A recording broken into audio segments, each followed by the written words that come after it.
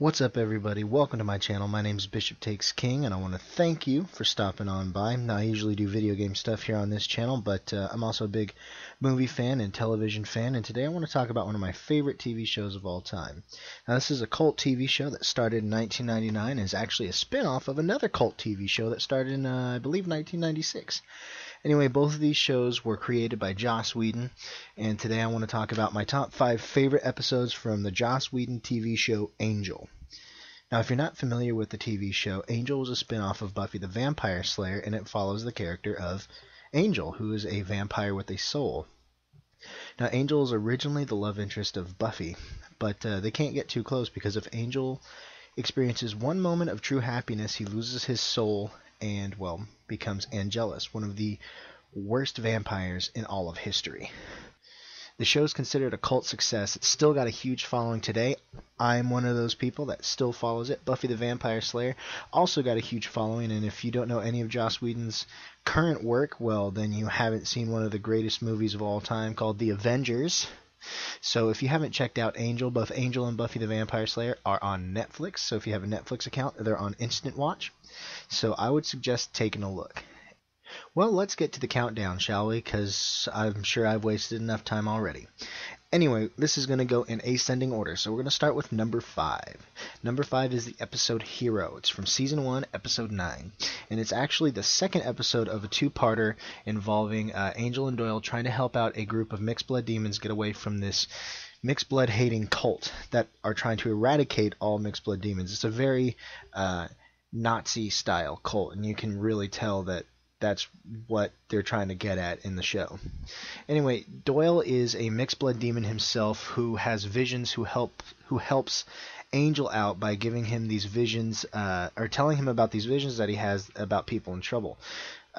Doyle was originally hesitant to help out in the first episode, but ends up helping out as he and Angel get this group of mixed blood demons, or actually the same type of demon as Doyle, onto a ship to try and get out to sea to get away from this cult. Now, it actually turns out that the cult knew where they were going and set up the beacon. Now, this is a weapon used to eradicate half-blood demons, and the beacon hangs on the ship. Angel decides that he's going to sacrifice himself and overload the beacon by throwing his body against it, but Doyle, who understands that Angel needs to be around to save the world, knocks Angel out, kisses Cordelia, who is a carryover character from Buffy the Vampire Slayer, and also, as he kisses Cordelia, passes along his ability to see visions and throws himself on the beacon, sacrificing himself. Now, this episode hurts me because Doyle was one of my favorite characters. He was actually a comedic character, an Irish kind of not hooligan, but he was very kind of timid and almost fearful of just about everything, but his character was great and he was really funny, and to see him go out like this is both agonizing and exhilarating at the same time, because I mean, Doyle was my favorite character of the first season, and it sucked to see him go, but he was a hero, and you knew that it was going to be the last time you saw him. And unfortunately, Glenn Quinn, the actor who played Doyle, died also very shortly after that episode. It's a very sad story, and they actually dedicate an episode to Glenn Quinn in the third season, I believe. But Doyle was a great character, and to see him go that way, I mean, it really hurt. It was one of the first emotional episodes that they ever had on the Angel series, and there's a lot of them. Trust me, and a lot of them make it in this top 5. Anyway, let's move on. Number 4 in the top 5 is the episode Not Fade Away. Now, this is actually the series finale. This is Season 5, Episode 22. It's like I said, the series finale of Angel. Now, leading up to this episode, Angel's been plotting to take out all of the senior members of Wolfram and Hart, the evil law firm that controls pretty much all the evil in Los Angeles and the world and other worlds and other dimensions, and they have a direct portal to hell. There's, basic lawyer stuff. Anyway, in Not Fade Away, Angel puts into motion his plan to take out the members of what's called the Circle of the Black Thorn. Now, he's trying to take out all members of the Circle, and this includes everybody in the crew. It includes Lorne, Gunn, Wes, Fred, who's now dead and possessed by the demon Illyria. This episode is amazing. It's a great way to end the series, and I'm not going to talk about the episode. If you haven't seen it, then you need to see it for yourselves, because me talking about it is just going to ruin it for you. But it's such a great way to leave it, because the series is left hanging. And that's to lead into the comic book series that comes up after it, Angel After the Fall. If you haven't read the comic book series, by the way, I suggest you do that, because it's really good. Angel After the Fall starts off immediately after Not Fade Away. But it also gives closure to the fans of the series, because Angel's last words are, "Let's go to work." And it's just echoing a strong sense of determination that Angel will never quit. And we saw in Season 5, Season 5 is all about Angel trying to decide, is he still fighting the good fight, or should he just give up? And this also entails the Shanshu prophecy, where it says Angel's going to be a pivotal player in the apocalypse. They just don't know what side he's playing on. So Angel is really trying to be the good guy, but a lot of Season 5 was really kind of pushing Angel's buttons and trying to make Angel just feel like he wasn't doing any good at all. And the end of Not Fade Away really just echoes this strong sense of determination, and it was, by far, obviously, one of my favorite episodes of the series. But I will not talk about this episode. If you have seen the series and you know what I'm talking about, you know how awesome this final episode is. If you haven't seen the series, I can't describe it to you guys. You have to see it. Like I said, check it out on Netflix. If you haven't yet, you need to check it out. It's great. All right, let's keep on going. Number 3 on the countdown is the 100th episode of the series. It's the episode called Youre Welcome from Season 5. Now, this is the 100th episode of the series. Hooray! But it's also the last episode that would feature Charisma Carpenter as Cordelia Chase, because this is the episode where Cordelia dies. Boo! Anyway, Cordelia's in a coma following the, in my opinion, radically boring Jasmine story arc. If you don't know what I'm talking about, watch the last 6 episodes, I believe, of Season 4. Not my favorite. I really felt they jumped the shark there. Anyway, the group, Angel and company, are working for Wolfram and Hart now, and they get a phone call saying that Cordelia's woken up from a coma. She wakes up and they go to the hospital, and she finds that Angel is now working for Wolfram and Hart. And she's back to help Angel, who, like I said earlier, is feeling inept and feels like he's not doing enough and not fighting the good fight. She comes back to help him get on the right track. Now, this also shows Lindsay coming back and trying to plot revenge, claiming to be Doyle. He's using Spike to make Spike feel like he's the vampire with the soul that's talked about in the Shanshu prophecy. If you don't know, Lindsay is a former attorney for Wolfram and Hart. He and Angel have gone round and round.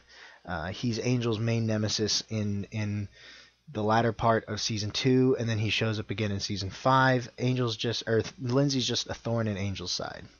Anyway, Lindsay returns to Wolfram and Hart, trying to sabotage the place by using cloaking symbols that he's had tattooed on his body. Now, this allows him to walk into buildings using modern surveillance. They can't see him because of these cloaking symbols. Anyway, Angel goes down to the basement where Lindsay's trying to disrupt the failsafe. Angel and Lindsay fight. Angel eventually defeats Lindsay by destroying the cloaking symbols that are on Lindsay's body, and Lindsay gets sucked up into this vortex, this portal where he gets sent to his punishment. And Angel returns to his office where he talks to Cordy, and they kiss. This is really the first time that Angel and Cordy, as Angel and Cordelia, have kissed, and it's a huge passionate kiss. And Angel turns around, and as Cordelia leaves, she says, "You're welcome." Right as she says this, the phone rings. Angel picks it up, and it's from the hospital saying Cordelia has died. Now, this was an emotionally charged episode, and it brought closure to the Cordelia story. I felt like she was kind of misused and mishandled in the Jasmine story arc, and if you're familiar with the TV show, then you know I'm not a big fan of that story arc, and in fact, when I get to that part in season 4, I skip over it. I don't like that series or that story arc at all. And a lot of fans were complaining that they felt that Cordy was just kind of pushed aside. And I felt that same way too. So, for the 100th episode, I thought that this was not only brilliantly written, it gave closure to Cordy and made her a very, very important part of the show, which she had truly become. Because if you followed Buffy and then came over to Angel and watched Angel, you knew Cordy went through a massive character development, and as everybody did in the show. And I cried at the end of that episode. I still cry at the end of that episode, just because, it's so emotional. And Cordelia really became one of my favorite characters. And to see her go the way she did, it was the twist at the end, and knowing that she helped Angel really find his center again. It's very good. It was very well written, and truly why it's in the top 3. Anyway, let's keep going.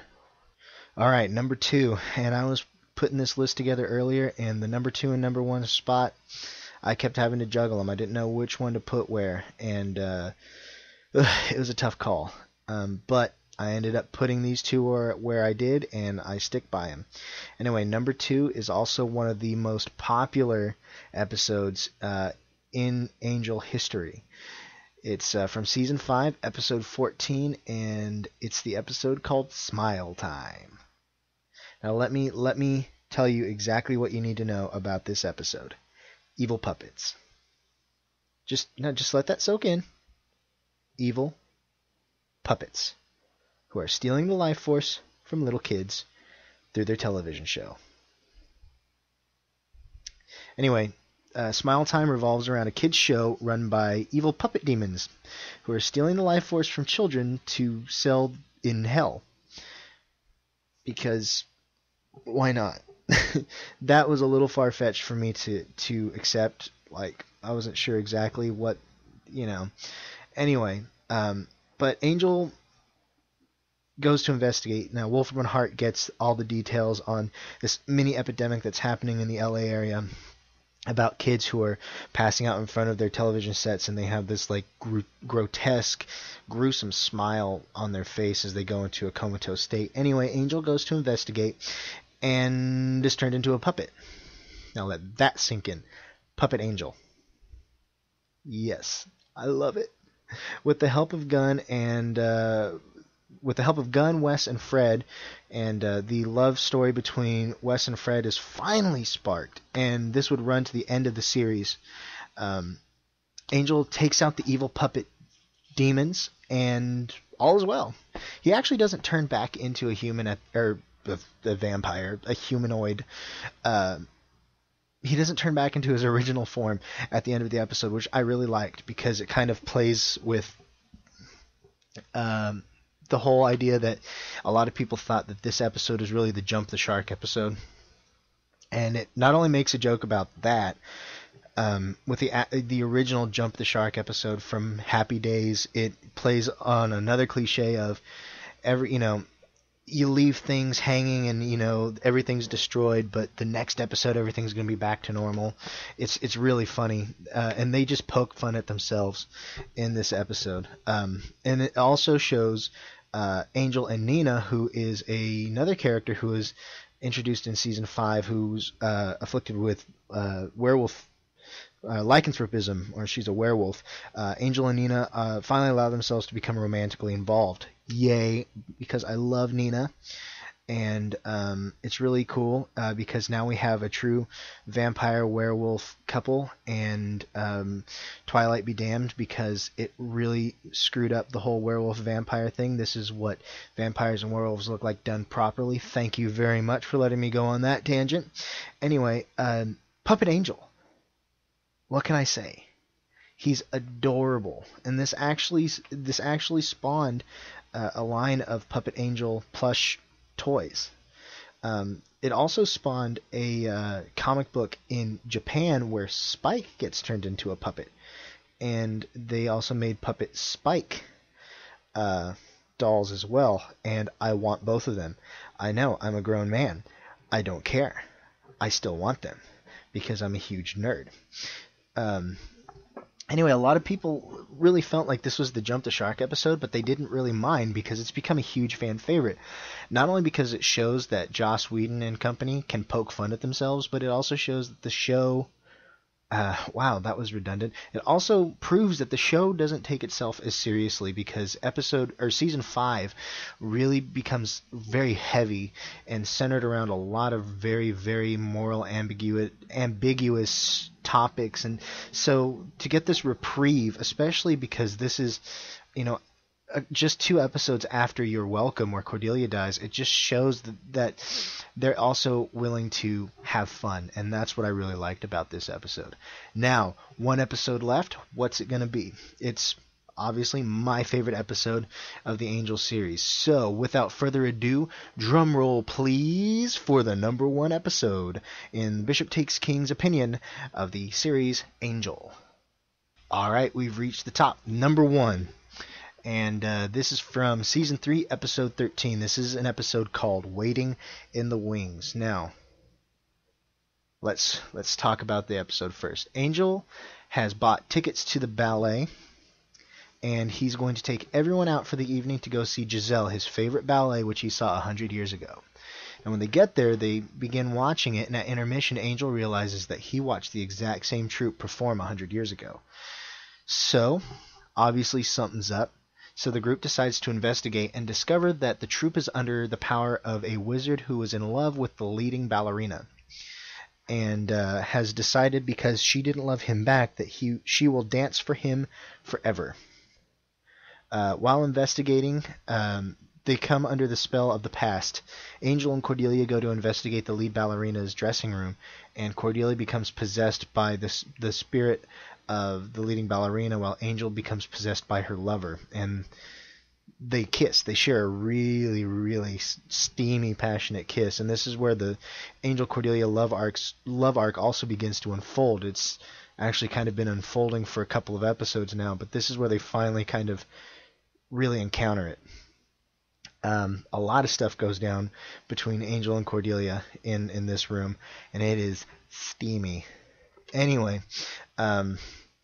also at the beginning of the episode, Wes and Cordy are talking about Wes's infatuation with Fred, and Cordy kind of says, yeah, I'll give a good word in, and as they go dress shopping, Fred says, I have a question, and then Cordy says, yeah, you two would be perfect for each other. Well, Fred's actually talking about Gunn. So there's this whole who's going to get there first, Gunn or Wes kind of thing. Fred, Gunn, and Wes are also investigating in the back room, and they get separated. Fred and Gunn go one way. Wes gets attacked by a demon, and he goes to chase it off, and he finds Fred and Gunn kissing when he comes back. And so there's just this very powerful emotional tearing apart at the seams of the crew. But Wes, being a gentleman, steps aside and allows Fred and Gunn to form their courtship. Now they get back. The episode ends, or the action of the episode ends. Angel and company get back to the hotel where they're working out of, and just as Angel and Cordy are about to kiss, they're interrupted by the return of the Grusalog from the Pylea story arc. And I know, like I said, there's going to be some characters that if you're not familiar with the show, you're not going to know who I'm talking about. But anyway, Gru said that now that Pylea is under a People's Republic, they don't need a king anymore, so he's come to the real world, or to our world, to seek out his beloved Cordelia. Also, did I mention that the theater mask demon things in this episode are creepy as Yeah, I mean, just look at that. Just stare at it, and imagine that staring back at you in the middle of the night through your window. Everything's quiet. You see this face. Boo! Okay, anyway. that's my top 5 episodes of the series Angel, one of my favorite shows of all time. Man, I can sit down and watch this episode 1, season 1 to episode 22, season 5, beginning to end, no stopping. I love it. So, I want to thank you guys for coming by, and hey, I'm Bishop Takes King, and I want to remind you guys to go in peace, don't forget to save, and don't forget to go out there and fight the good fight. See y'all later!